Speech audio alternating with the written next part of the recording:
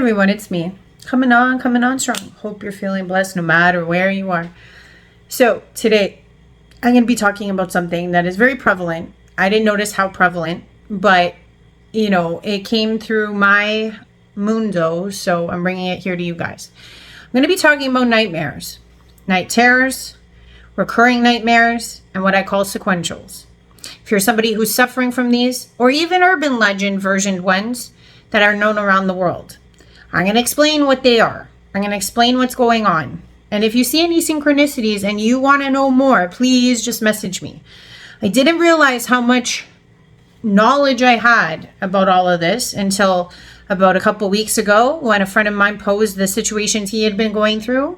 He is an older adult ascender in the sense of soul ascension. And these were things that I thought only happened to children. And I will add this. If they are happening to your kids, or they did happen to you and you never got any answers, or they're happening to you now, I hope this video helps you understand that a lot more is in your control than you think. Okay? A lot of people talk about the subconscious, saying that most of our nightmares are fears drawn up, and they are things you need to live out so that you can process your subconscious. I am not saying that this is not the case, but after having this talk with my friend and sharing all my experiences, and I mean since the age of 7 on, I was able to beat most of my recurring nightmares, my night terrors, and also what I call the sequentials or the urban legend versions. And it was not by not facing these things ongoingly for over a decade, but what I will talk about is how to beat them, why it's happening to you specifically, and what is the outcome and why it's you. So the first thing I want to start off talking about is the urban legends.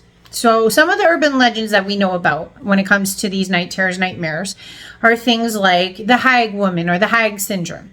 This is where a older woman, witch looking, starts to chase you or get you down and tries to kill you. That's one version. There's also another phenomenon called the Hat Man, where you either experience a hat man within the dream that follows you. It's like a shadowed figure. Or when you wake up from the terror or the nightmare, there is a shadowed figure in your room standing there. 9 times out of 10, with these more urban legend versions, right, you will notice that you are in stasis when you come out of that nightmare. And I will talk about why you're in stasis a little further down in the video. But I want to talk to you guys about the other version of nightmares and the recurring version. This is what I'm most interested in, because if you just have the one-offs, that's not what I'm talking about. I'm talking about people that are terrified to go to bed because of how frequent they happen. Okay, we're talking several times a month, maybe several times a week, like I was going through as a child myself. And the only thing I can say is that what I came to learn later on made so much more sense. And I hope you follow along till the end of this video. It may be a long one, but I will thoroughly go through why this is happening. So most of the times we understand the fundamentals of what a nightmare is. It is something that is terrifying that wakes you up from the depths of your sleep, usually REM sleep. Night terrors happen earlier on in your sleep, usually not in REM. Sometimes it's when you go into those little naps or you go to sleep and briefly you have a quick nightmare and then you wake up. You haven't actually successfully hit REM sleep. So that's what we would qualify as a night terror. Now a nightmare is usually when you're in REM sleep, and that's deeper sleep. And when you do awake, it's usually in cold sweats and or you're panicked or you're breathing hard or you're just looking for breath, period. And I'm going to focus on those and sequentials because what you'll notice is that nightmares are one-offs, okay? They happen infrequently. Now, the recurring nightmares are the ones I'm talking about, or the recurring night terrors, because this is where you have to pay attention. If you are somebody who is going through this, kudos to you. It is not easy. There is a solution, and I hope this video helps you. So when we're looking at what is the basis of it, I'm not talking about the regular ones where, like, let's say, for example, you're in a messed up situation in a car or a boat, a plane, this, that, the other thing. Sometimes some of us can have, let's say, recurring boat drownings or recurring plane crashings. But the ones that I'm most focused on are the ones where you are being attacked by another entities, Okay, not to say that the plain one is not equally as terrifying, but what I am talking about is more of the ones where you're being pursued.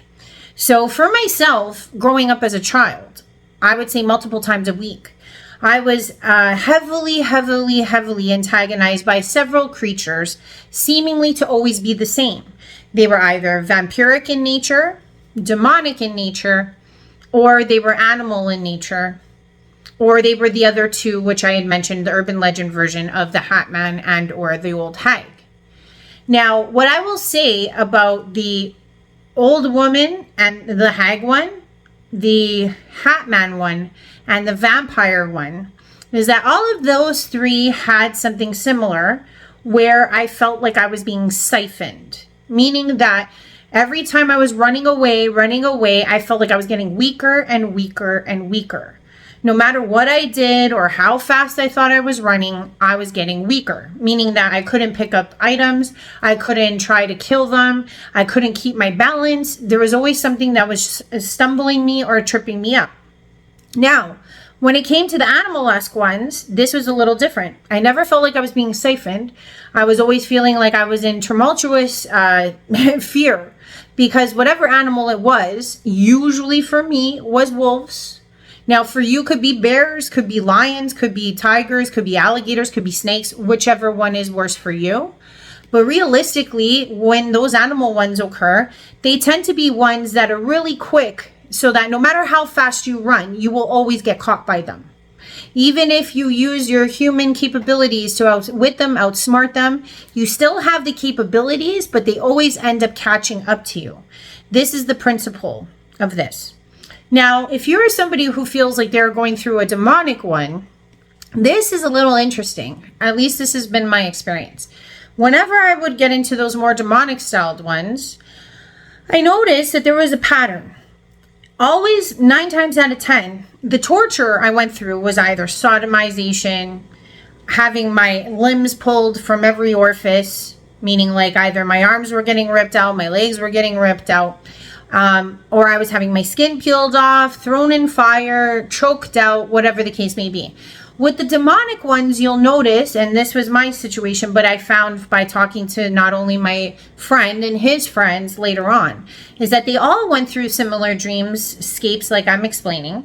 But what they also concurred with me was that once you were torn apart, burned to death, whatever the case may be, you would reanimate and end up at a next level of the hell. Okay, reanimation and then torn apart again, reanimation, then sodomized again, reanimation, then skin peeled off again. So there's something to be said about that particular style of nightmare, because that one is different in the sense that you reanimate and have to live it over and over again. Whereas the animal ones, it's like what tends to happen with the animal ones is that there's this pesky feeling that you almost get away and then they show up again, and then you almost get away and then they show up again. So it's like if you're being chased by lions, etc., you manage to close the door, you think you're safe, and then you look and there's one in the window, open window. You know what I mean? Or you end up on a ledge thinking that no one can catch you on a ledge of a window, and then they come out of another window and they're all on the ledge with you. So the point of the animal ones is that you manage to seem to escape, but the minute you think you escaped, you turn around and somehow they've clawed through another entryway, etc. So that is the pattern that I saw, that I would like to see if others concur with me, happens with the animal styled ones. Now, when it came to the urban legend ones, be it the Hat Man or the Hag one, it was very interesting with this because, or it could be zombies too. I would say that this would work the same way, because the style in which those ones, which are the siphoning ones, where you lose energy as you attempt to free yourself or get away, and the vampiric ones, sorry, I forgot about those. It wouldn't matter how fast you ran. It wouldn't matter what, metallic object you found. It wouldn't matter what you hit them with. Nothing would faze them. You could stab them, you could beat them, and what would usually happen is they're not very fast. So at first, as you're trying to get away, they're always at a distance. And then somehow they pop up right in front of you, or they're right behind you, and the last time you looked, they were miles away or yards away or very far away.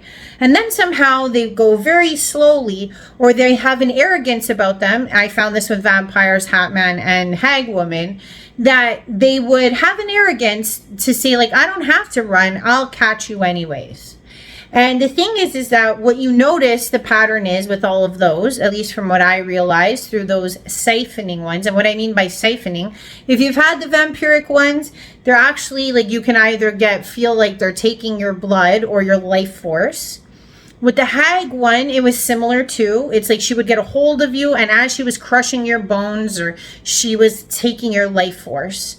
And the same would work with Hatman. Once he got a hold of you, he would be taking your force. So I am bringing up those urban legends because they are common. They do happen to people all over the world, surprisingly, and not so surprisingly. So I hope I've covered all my bases with these types of nightmares, recurring nightmares. Now, if it's the ones like the planes and the trains and the boats, that might be more of the subconscious situations, like trying to battle fear of some sort. The reason why I'm bringing up all the rest of these recurring styled ones is because there is a rhyme and a reason, and there's something to look out for and something you can do to battle each and every one of style of the ones I brought up. Okay, so I'll start off with the vampire one, with the hag one, and with the siphoners in general. Okay, so ideally, the reason why you cannot beat them is because, and okay, how about I start off here? There's more to this story of why you're going through this than what meets the eye.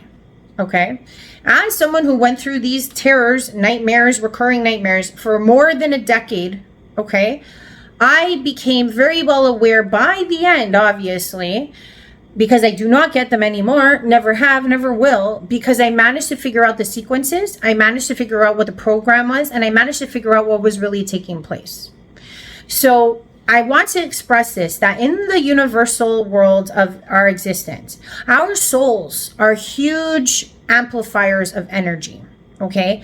We exude tons of soul energy to the point that we could enliven other, let's say, failed souls, extraterrestrials, etc., in many, many different ways. And I don't want to lose you, but please hear me when I say this, because I can say I've mastered this. I've done enough hours in this hell, okay, to know what I'm talking about. So what you have to understand is that why you're seeing these figures is because it's instilling different styles of fear in you. And as you get used to the sequences, you start to find more power within these nightmares. And that's where they cannot mess with you. The reason why, because of universal law, no one can fully take you over. Like, let's say, for example, when we talk about any type of overtaking of a soul. Okay, and I don't care what level you want to talk about. It has to be orchestrated, or at least signed off, or at least allowed by the soul itself, meaning you. You have to give that permission in order to be taken over. Point blank. Okay, you may not know that you're giving permission, but fear gives way to the permission. Okay, so what I will say for all of this is that this is kind of a loophole that the other side, the darker side, I don't care how you want to amalgamate it. We could call them archons. We could call them, extraterrestrial negative thought forms. We could call them demons. We could call them whatever, siphoners, whatever way you want to call it. The point is that most children that go through these repeated nightmares, they tend to be those children that have psychic abilities. They tend to be children that have an exuding life force that is so strong that we're kind of like beacons that these beings can see. Like when you think of moths to a flame, it's the same idea. Now, they cannot come outright and attack you. They cannot come outright and siphon from you. What they can do is instill programs in these night terrors and nightmares so that you willingly provide that energy. Okay? So the reason why it has to be done in a sequence and it has to be done repeatedly is because of this loophole. They're allowed to take from you, provided within those dreams, until you decree that it stops, that it ends. And the thing is that that's why it has to be repeating. It's kind of like giving you, the soul, the opportunity to stop it. It's kind of like saying, how do I put this? You're a jackass, right? You're an asshole. You're an evil motherfucker. Okay? And the thing is like, let's say, for example, you'll hear people even in a physical context, meaning like girls, guys, whatever the case may be. You'll even hear very devious, narcissistic people say this. Oh, but they didn't stop me. Okay? So let's say, for example, somebody's taking advantage of you just in their real life. Okay, and you meet these devilish people every day, and you will meet them within your lifetime. And 9 times out of 10, when you say to them, let's say after a breakup or after being misused for so many years or abused or whatever the case may be, they're so arrogant that they will say things along the lines like, well, they didn't stop me. Well, they kept coming back. Well, they asked for it. Well, they deserved it. They use terms like this to justify their mistreatment, the way they treat you, because in a sense, there is truth to that statement. Now, please know I'm not talking about people being abused and all that. That I have also been this person. I know exactly what this loophole is, because until you stop it, it doesn't end. And this is the same as these motherfuckers are doing in these dream sequences. This is the same thing that these negative thought forms and everything else I just explained away is doing in these dreams and getting away with, because it's hitting a universal law loophole. That until you, as this sovereign soul that is more powerful than the beings putting you in the programming, desist and actually stop them, they siphon until it's kind of like if you're sitting outside with tons of mosquitoes and they keep sucking your blood out, right? Do you get mad at the mosquitoes, or do you go inside and stop it from happening? It's kind of the same idea. They will continue to do it until you sovereignly take your soul will to stop it. And again, it is not easy. So I'm not trying to say that this is right. I'm not trying to say that I condone it. What I'm trying to say is that this is what it be. And what it be is shady shit. And when it is shady shit, the only thing you can do is empower yourself. So what I will say for any of these types of dreams, any of these nightmares, night terrors, there is a pattern, and they have to put you in a pattern so that they can marginally comply with universal law. They have to give the soul the repeated experience so that the soul knows that there is a recurring, repeating situation, that it isn't random, that it isn't out of their power, that it isn't something that they haven't dealt with before, so that they can apply their conscious thought and understand that something is reoccurring. It's a formulated abuse that it reoccurs over and over in the same style, 9 times out of 10, the same way, so that it gives you the conscious capability to say, hey, wait a second. This is the same fucking dream I had last week. This is the same dream I had the week before. What is this? Why is this happening? How do I stop this? It gives power to the soul enough to at least formulate the conscious awareness that this is a repeating cycle. And that goes the same for all the different styles I explained. Doesn't matter if it's the reanimation one. The reason why the reanimation works the way it does is because you die and then you reanimate. And then you can die again. And then you can die again. But technically, when you eliminate the real understanding, you might wake up from that dream sweating and all anxious, but you've probably died maybe 10, 15 times in a stretch of a long span of time. You could sometimes be in those lower levels for ages, it seems like sometimes. And 9 times out of 10, it's because it's giving your soul the capability of going, well, I died 1,000 times, so maybe I'm not really dying. Maybe I can change the outcome. Maybe if I learn to understand this, it will give me strength and will to find a way out instead of panicking and rising to fear. Because that's what all these dreams are designed to do. to rise your fear so that you exude that energy, that fight or flight energy, and you focus on the fight or flight versus trying to get out of it in a more structured, mental, capable way. And not for nothing, if you are put into this, stricken into this for years on end, I guarantee you your fight or flight response will desist over time, because then you start to become aware of what's really taking place. So for any of these, this is what I will say to you. For the ones where the animals are chasing you, okay, you will never beat them. They will never be beat. Now, what I will say that helps desist this is consciously knowing that you will never win, that you will never run fast enough. And what I can say is that if you can bravely turn and walk into the attack, it should stop that program from happening. Wholehearted, believing, knowing, instead of you running in fear away from it and getting attacked and dying. Turning to your attacking animal, and saying, come get me, I'm yours. And like fighting your way out, you know, instead of bravely fighting your way out versus running in fear. That's for the animals. With the siphoning ones, because I will say this, if you haven't noticed this about the Hat Man one, the Hag syndrome, and also the vampires, what I noticed is that they have such a level of arrogance that they will always catch up to you. They will always take what they want. And the thing is that in this dream sequence, I had to fight all three for years on end. But what I did finally, after noticing the pattern happening over and over again, with the Hag, how I got rid of her was I laughed in her face. When she tried to choke me out, I was laughing like a crazy person in her face. I kept doing this. It didn't happen the first time, because even though I did it the first time, it wasn't wholeheartedly.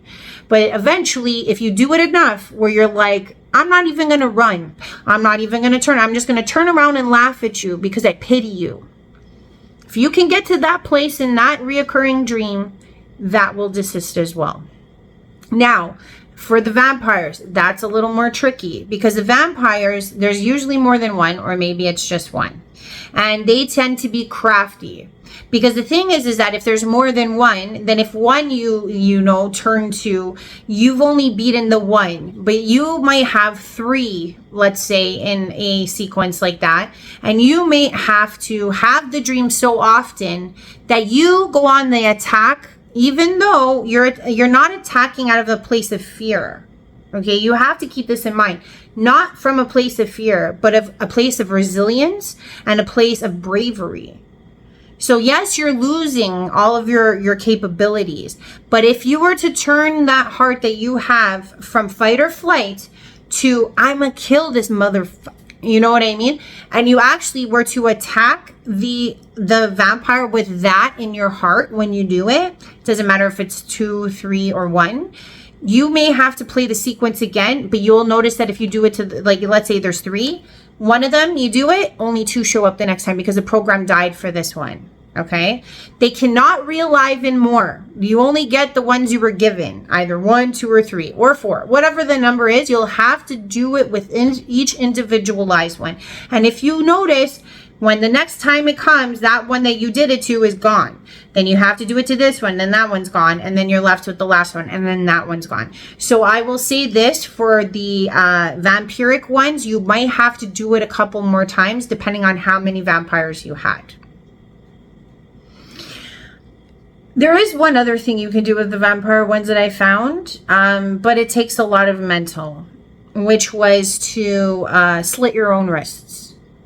That helps too, because realistically you have an energy body, but you can relay the fact that you're picking up an object to stab yourself with and bleed out consciously. That also works as well, just saying. If you can't think of being attacked or finding the courage, you can kill yourself, and that may work for you, because it did for one of mine. And the last one with the Hat Man, this one is trickier because Hat Man is shadowed. Hat Man technically does not fully form.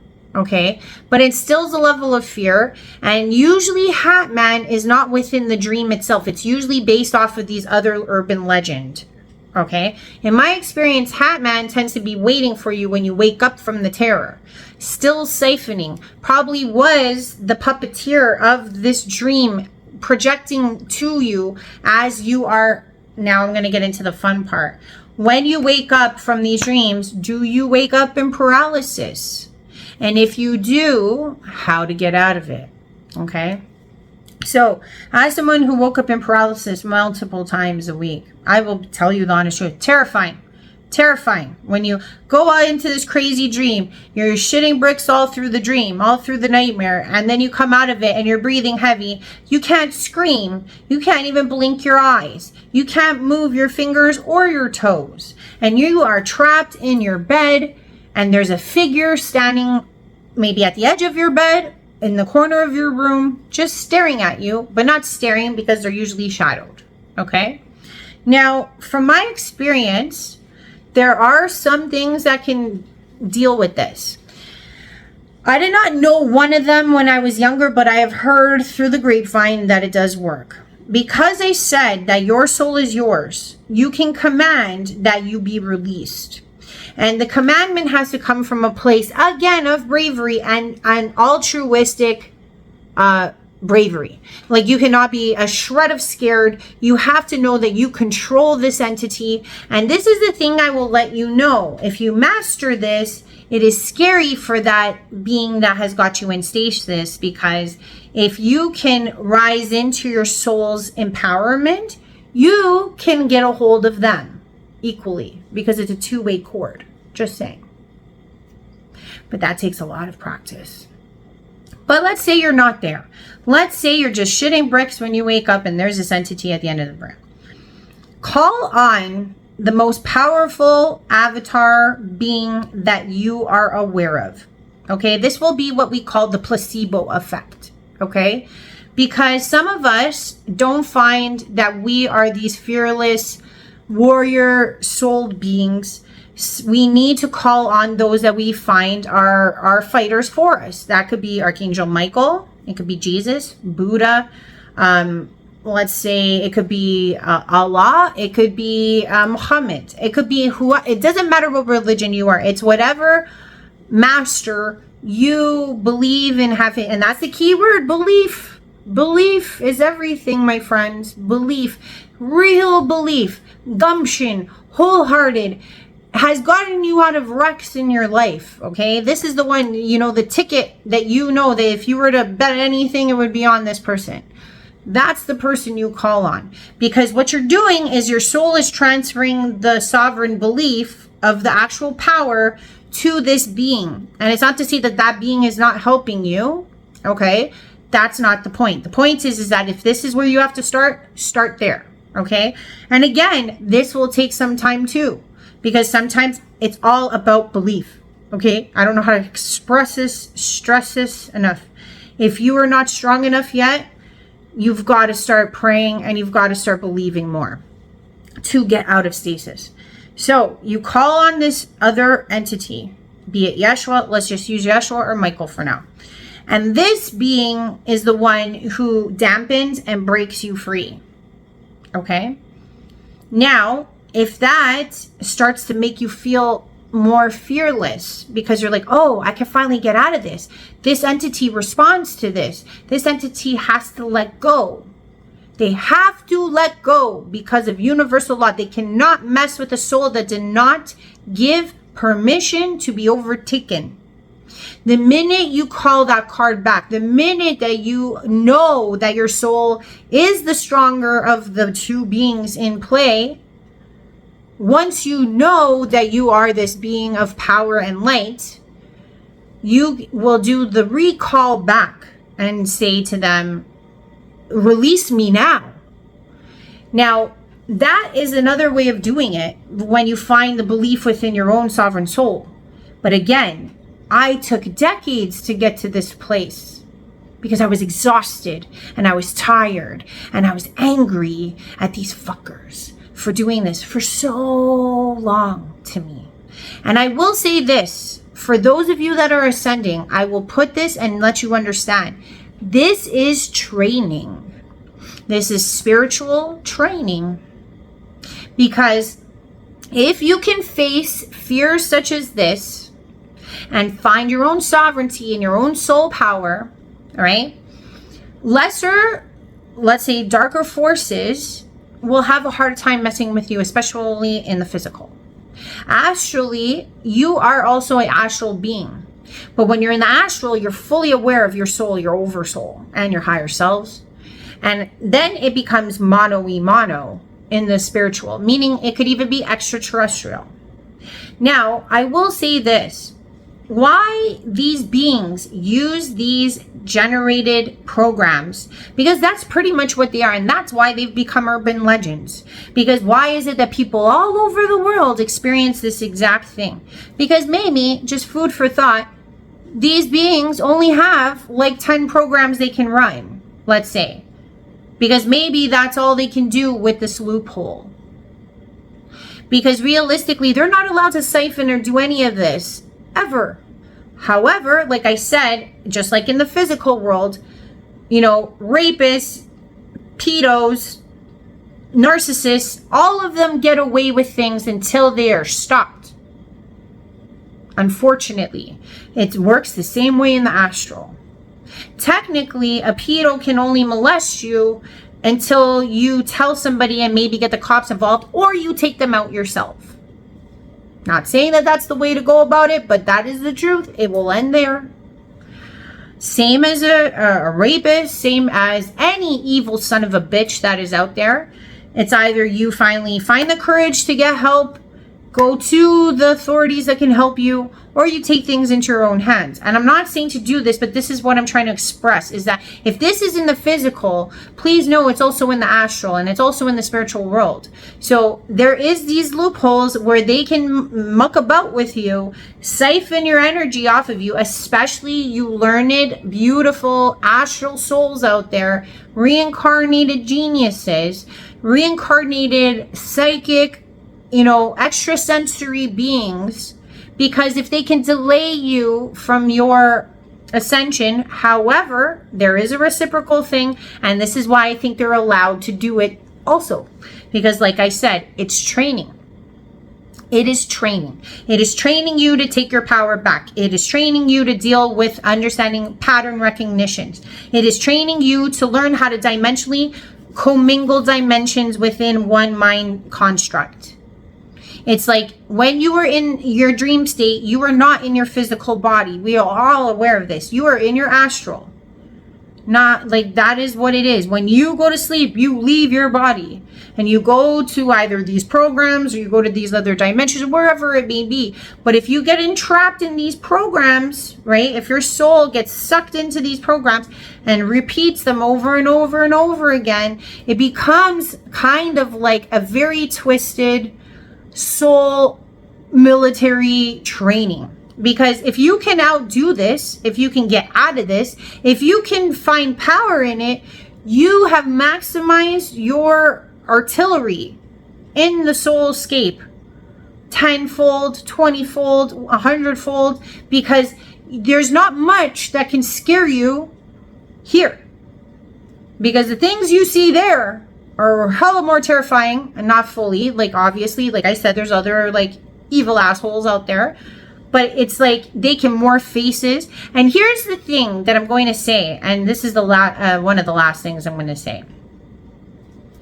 If you're ever brave enough, because here's the thing, most of you, I don't know, please put in the comments if this has happened to you. Have any of you had this with, like, let's say, extraterrestrial programs? Meaning, like, you're always seeing aliens attack you? Just a question. Is that a quinky dink? I don't know. Why is that? Why is it that, you know, we could see, like, Godzilla, Sasquatch, all of these other mystical beings be very scary, yet that's not the programs and the urban legend versions that we find in our dreamscapes. It's always these menial, tedious, similar versioned ones, other than the vampires. Like I said, those can be seen as like mystical. But realistically, if you're ever brave enough, because they can morph faces, especially the demonic ones where you're recurring over and over and over again, they can change faces, they could do whatever. Ask them to see their real face. Because again, that's empowerment. Trust me, it might be scarier, but it is also the empowerment to say, I'm not scared of you. I have power. I will deal with whatever you're going to show me. Now, I don't suggest that, because if you do, pretty freaky deaky, probably worse, because that's not part of the pattern you're used to. However, if you're brave enough, give it a go. But what I will say is that once you defeat these over and over and over again, you then rehabilitate your soul awareness. You get stronger as a soul entity, and you also realize how to outdo the stasis. Then when you learn how to undo the stasis, that's when it can get even more fun. Because like I said, you're attached. Telepathically, you're talking to the being, because you can't talk physically, only telepathically. So you can vibrate at their vibration. This is for people who are a little more advanced, but hey, give it a go as well. And also, you can emote out. If you are advanced, let's say at astral projection or astral traveling, you can emote out, and you can find out, instead of this shadow being this hat man, whatever it is, what's truly behind the mask. And it could be numerous beings, but they are using that hologram to then instill fear, because they have to stay within the rubrics of the program. And the thing is that once they show their true face and you can see it, then it's fair game. Then you can go after them and shoot out and chase them through the astral plane. Then it's like they don't bother you anymore. It's kind of like when you're on the schoolyard and the bully keeps bullying you forever until you knock that fucker out. You know, they're gonna steal your lunch money. And then eventually when you find out where the bully lives, and then you maybe pick on their sister or their sibling and take their lunch money, and then you roll up at their house with baseball bats, you know, then the story might change. But sorry I'm getting so graphic, but this is what I'm trying to say. It's all about empowering yourself. And it's not to say that it is gonna, you know, this will be something that takes a lot of time to master. And I was very surprised, because when I had that talk with my friend, I couldn't believe how many people he had reached out to, had been a part of this group. And then I didn't realize that all this information I had was very helpful for them, especially because they're adult ascenders. Most of us that went through these Nightterrors nightmares were children. And not for nothing, not that children are more crafty or less fearless. We feel like we're more in fear because we're small, but the thing that children have is that they are very quick-witted, their brains are sharp, they have a lot of hope and a lot of imagination. So in some respects, being a child and terrorized like this has its advantages versus being an adult. Yes, your body's bigger, but you're so conformed with so much more fear just from the outside world that it could be that much more terrifying when you are an adult who has never had this type of training. The reason why it's training is because I can honestly say that it helped me understand vibration. It helped me understand interstellar situations. It helped me understand the astral more. So would I say that I would go through it again? Hell no. Would I say in retrospect that I understand why I went through it? Hell yes. And it made me a thicker, tougher individual. And it made me more aware of what's really going on in the astral. So this is a form of deviation so that they can siphon your energy out of fight or flight. It gives off the most energy signature that any human can ever emit. So the fact that they're just sitting there sucking it all up for whatever reasoning they have, whatever, you know, whatever it actually is useful for in their world, doesn't matter. The point is that we're giving it away freely because we're kind of signing off on it in a messed up way, because our fear, our fight or flight is an automatic response. So it's not like we're signing off and saying, hey, take the energy. Because they're showing us something that causes an automatic response, it's like we're giving it away freely and we can't really reclaim it because we just gave it away freely. So it's a trick, and it's something that they prey upon. And if you're somebody who's been going through these types of night terrors, nightmares, reoccurring nightmares, please know that there's more to this than you think. And if you are going through it, it is a form of training. The faster you can get through it, the faster you recognize the signals, the faster you recognize the symbols, because there's symbols, there's signals, there's reoccurring like loops that you'll see, like they're wearing the same clothes sometimes, they're doing the same patterns. It's kind of like when you play a video game over and over and over again, you know that the guard's going to go this way, and then he's going to go that way, and then he's going to go that way. It's kind of like that too. So the more you can plant and be conscious of what's going on, the more crafty, the more aware, the more stealthy you become. And then you become the master of your nightmares and bring forth beautiful dreams. Oh, last thing. If you did watch my last video, I figured out, like I asked out, I was like, why am I not a fan of the GFL? Or like, not that I'm not a fan, or why don't I want to like talk to them? It's not that I'm pissed off or anything. It's just that I got a very generalized answer from Raf, and it was, they're bureaucrats. And I was like, oh, that's why I don't do well with bureaucrats here. So yeah, that's what it was. I guess it's just because we're the boots on the ground, and I guess as a boot on the ground, I'm not really responsive when I don't see the changes happening in front of me, even though I know they're happening. You know, just like most bureaucracy, it's all taking place. It's like the UN here, you know. It's like lots of court and lots of talking, and then eventually something gets done. But that's probably why I was a little upset. So I apologize for the last video, and that was the answer for that.